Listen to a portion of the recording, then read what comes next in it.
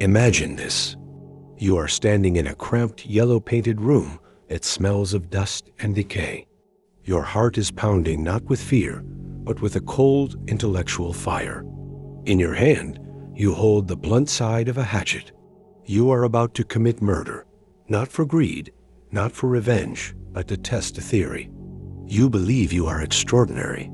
You believe you are one of the select few who have the right to step over a moral boundary, to spill blood, in order to prove that you exist beyond the reach of good and evil. In this moment, just before the axe falls, you are not a criminal.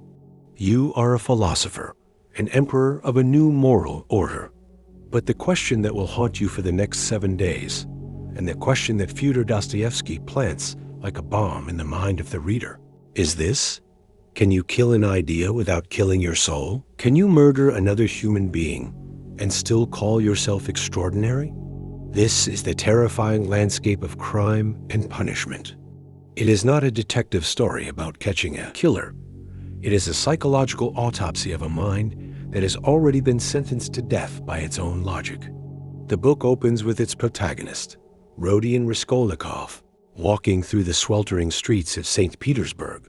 But he is not merely walking to the pawnbroker's apartment to commit a crime. He is walking toward the ultimate philosophical duel. He is a former student, brilliant yet impoverished, who has become intoxicated by a dangerous idea that humanity is divided into two categories: the ordinary, who must live in obedience to the law, and the extraordinary, who have the right to transgress it for the sake of a higher purpose. Napoleon is his ghost. He looks at the wretched, lice-like pawnbroker and asks himself, if eliminating this one loss could provide the capital to fund a decade of good deeds, to lift himself and his family out of squalor, is it not just a justified, but a necessary act? Dostoevsky forces you to sit inside this calculus. You feel the heat of Raskolnikov's fever. You hear the frantic ticking of his logic. And you are asked a question so uncomfortable it burns. What separates a visionary from a villain? Is it simply success? If Napoleon had failed, would he have been just another murderer in the annals of history? Raskolnikov believes he is testing the universe, proving that he is made of the same stuff as his heroes. He is not committing a crime, he tells himself. He is committing an experiment. But here is the central paradox the book traps you in. What if the punishment for the crime is not Siberia? What if the true sentence is handed down not by a judge, but by the inescapable court of your own consciousness? Dostoevsky is not interested in whether Raskolnikov gets caught. He is interested in the moment the axe falls, and the theory shatters against the bloody reality of another human's life. The book is a key to a locked door in your own mind, the door that hides the terrifying truth about rationalization, guilt, and the price we pay for betraying our own humanity.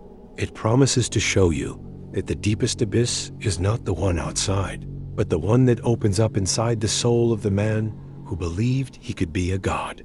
If this psychological deep dive into the criminal mind is pulling you further in, hit that subscribe button now, because in the next section, we descend into the feverish days after the murder, where Dostoevsky reveals the true punishment no cell can contain. You've just felt the weight of the axe in your hand, the fever of a theory that justifies blood. But here is where Dostoevsky performs his most terrifying magic. He doesn't ask you to judge Raskolnikov. He asks you to recognize yourself in him, because the hidden problem the author diagnoses is not murder. It is the human mind's capacity to build elaborate prisons of rationalization while believing it has found the key to freedom. Dostoevsky reveals that the root of all self-destruction lies in a single poisonous mechanism: intellectual detachment from lived experience. Raskolnikov doesn't kill because he is poor, hungry, or desperate, though he is all of these things. He kills because he has retreated entirely into the realm of abstractions. He has constructed a theory so elegant, so logically seductive, that it has severed him from the messy, bleeding reality of being human. The old pawnbroker is no longer a woman with a face, a voice, a soul. She is a principle, An obstacle, a mathematical variable in an equation that promises to prove his superiority. This is the hidden epidemic Dostoevsky exposes, the way ideas, when divorced from human feeling, become weapons turned inward. The author connects this to a broader philosophical sickness sweeping through his time and yours. You see echoes of it in the cold utilitarianism that asks, what is the greatest good for the greatest number? While forgetting that the number is composed of individual hearts. You hear it in the nihilism that declares all values meaningless, therefore all actions permissible. Raskolnikov has swallowed these ideologies whole, and they have calcified into a lens that distorts every face into a concept. He doesn't see his sister Dunya's sacrifice. He sees a transaction. He doesn't see his mother's love. He sees a burden. He doesn't see the drunken girl on the bridge. He sees a statistic. But Dostoevsky, writing decades before Carl Jung formalized the idea, is diagnosing the shadow. Raskolnikov has projected his own weakness, his own poverty, his own shame onto the world and called it a theory of liberation. He believes he is reaching for greatness, but he is actually running from the unbearable weight of his own vulnerability. The extraordinary man he dreams of becoming is simply a fortress against the ordinary pain of being human, the pain of needing others, of feeling guilt, of being vulnerable to love and loss. And here is where the diagnosis cuts closest to your own life. When have you done the same? When have you wrapped your failures in the language of principle? When have you told yourself that the rules don't apply to you because your situation is unique, your suffering is special, your intelligence exempts you from the common lot? Dostoevsky holds up a mirror, and in it, you don't see a murderer. You see the quiet, respectable ways you have already begun to detach from your own conscience, from the faces of those you've hurt, from the inconvenient truth that no theory can justify the smallest cruelty to a living soul. The hidden problem is not that we are monsters. It is that we are all, in the privacy of our minds, practicing the monster's first breath, the belief that we are the exception. Now watch what happens when the axe falls, not on the pawnbroker's skull, but on the fragile architecture of Raskolnikov's mind. The murder lasts seconds. The consequences unfold across 400 pages of psychological terror that make the actual crime feel like a distant memory. Because Dostoevsky isn't interested in the blow that kills. He is interested in the blow that awakens. In the moments after the murder, something catastrophic occurs that Raskolnikov never anticipated. The old woman's humanity floods back into her corpse. She is no longer a louse, a principle, an abstraction. Lying in a pool of blood, she becomes what she always was, a human being whose life he has extinguished. And with her humanity comes something far worse than external punishment. The complete collapse of his theory. If she was just a louse, why does his hand tremble? If he is truly extraordinary, why does panic consume him? The gap between his intellectual justification and his visceral response becomes an abyss, and he falls into it. This is the unseen consequence Dostoevsky maps with surgical precision. The murder doesn't liberate Raskolnikov. It isolates him absolutely. He had imagined that stepping across the boundary would place him among the ranks of Napoleon, among the great men who shape history. Instead, it places him in a prison far more terrible than any cell in Siberia. He is now utterly alone, cut off from every human connection that might have saved him. He cannot speak freely to his friend Razumikin. He cannot look his mother in the eyes. He cannot touch his sister without feeling his guilt transfer like a contagion. The extraordinary man, it turns out, is not a conqueror. He is a ghost haunting the margins of human warmth. And here is where Dostoevsky's genius becomes terrifyingly relevant to your own life. The consequence of detaching from conscience is not that you become evil. It is that you become incapable of love. Raskolnikov's punishment begins the moment he wakes after the murder, and it never stops. He is haunted not by police, but by the face of every person who tries to reach him. When Sonia, the prostitute with a saint's heart, extends compassion, he cannot receive it without feeling exposed. When his mother embraces him, he feels her love as an accusation. The walls of his isolation are built not from stone, but from the very theory that was supposed to set him free. The world shaped by this problem is a world where everyone is a potential threat or a potential fool. It is a world where genuine connection becomes impossible because you are constantly performing innocence while drowning in guilt. Dostoevsky shows you that the real consequence of betraying your own moral nature is not prison or execution. It is the slow starvation of the soul in the company of those who love you most. You become a stranger in your own life, watching yourself from the outside, unable to close the distance between who you pretend to be and who you have become. And the most devastating insight? This is not Raskolnikov's fate alone. This is the quiet tragedy of every person who has ever chosen a comfortable lie over an uncomfortable truth. If you're feeling the weight of Raskolnikov's isolation and want to understand how the human soul finally finds its way back from the abyss, smash that like button and subscribe. The path to redemption is about to unfold, and you won't want to miss it. You have watched Raskolnikov descend into the isolation his theory created. You have felt the walls close around him as every human connection becomes a mirror reflecting his guilt. Now Dostoevsky does something radical. He introduces not a solution, but a person.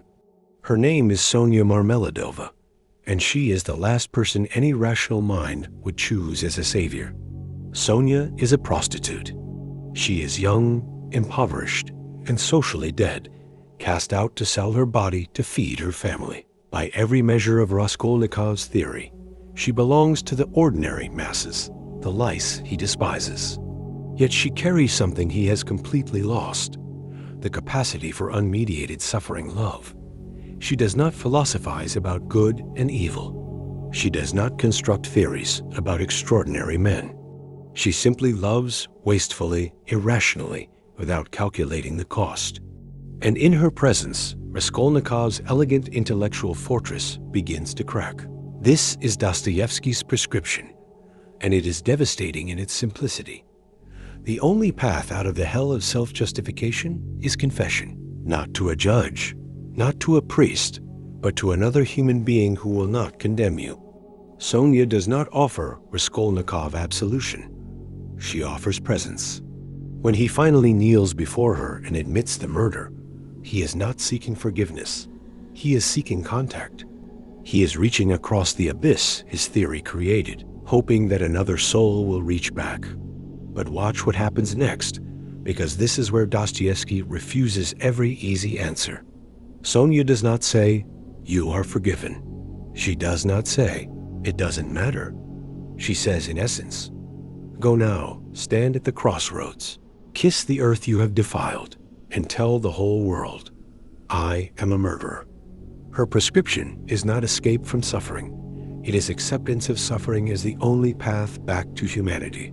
Raskolnikov wanted to be Napoleon, to stand above the common lot. Sonia tells him he must descend, must kneel, must become lower than the lowest, because only from that position can he begin to climb back toward his own soul. This is the counterintuitive strategy the book offers you. When you have betrayed your own conscience, when you have built theories to justify your cruelties, when you have isolated yourself behind walls of rationalization, the way out is not upward toward greater intellectual sophistication.